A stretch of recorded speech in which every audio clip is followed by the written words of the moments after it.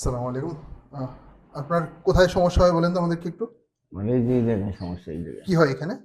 এই জায়গায় শক্ত হইয়া হুম। পাথরের মধ্যে আমাদের শক্ত হয়ে গেছে গা। শক্ত হয়ে গেছে। আর এই জায়গাটা দিকে আমি হালকা। একটা শক্ত জিনিস টের পাচ্ছি। এই একদম এতটুকু বড়। জি। এই জায়গাটাতে আপনার সমস্যা, তাই না? জি স্যার। আচ্ছা। এটা মুখের ভিতর দিয়ে টের পাওয়া যায় না কিছু বাহির থেকে? মুখের মুখটা গলা অনেক সময় আটকে আটকে আসে। আটকে আটকে আসে। আটকে আচ্ছা আসে, এটা চাপে বদলের জন্য। আচ্ছা।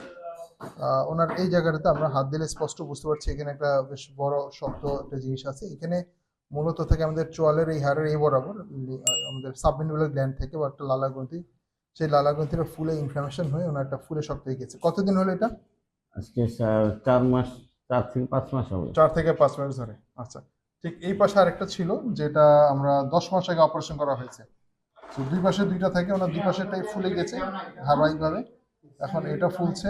এটা আমরা অপারেশন করেছিলাম 10 মাস আগে। আবার এটাও ফুলা আছে এখন। সো এখন এটা বেড়েছে ফুলা, সো আমরা এখন এটা অপারেশন করব। এই লালা গ্রন্থি আমাদের গালের এই বরাবরও থাকে, যেটাকে মাংস হিসেবে ফুলে উঠে দুই গালের দুই পাশে থাকে। এবং আমাদের মুখের ভিতরে অসংখ্য ছোট ছোট লালা গ্রন্থি থাকে। তো যেহেতু ওনাটা ফুলে শক্ত হয়ে আছে, সো আমরা এটাকে রিলিফ সরিয়ে ফেলাটাই এটা চিকিৎসার সমাধান। ওষুধ খেটে কোনো সমাধান নাই। আশা করছি ইনশাল্লাহ এটা থেকে উনি পরিত্রাণ পেয়ে যাবে। এবং এই অপারেশন একটা বড় রিস্ক বা চ্যালেঞ্জ হচ্ছে, আমরা যে হাসলে আমাদের গালগুলো বেঁকে যায়। একটু হাসি দেন তো দেখি। দাঁত দেখা নাকি? হ্যাঁ। এই অ্যাঙ্গেলটা এখানকার এই মাসেলটাকে কন্ট্রোল করে একটা নার্ভ এটার পাশ দিয়ে যায়। সো এটা অপারেশন করতে গেলে অধিকাংশ ক্ষেত্রে নার্ভটা খুব চ্যালেঞ্জের মধ্যে পড়ে যায়। কখনো কখনো এটা দুর্বল হয়ে গেলে তখন এই যে দাঁত দেখাতে গেলে বা হাসতে গেলে আমাদের এটা যে বাঁকা হয়, এই বাঁকার পরিমাণ তখন কমে যেতে পারে।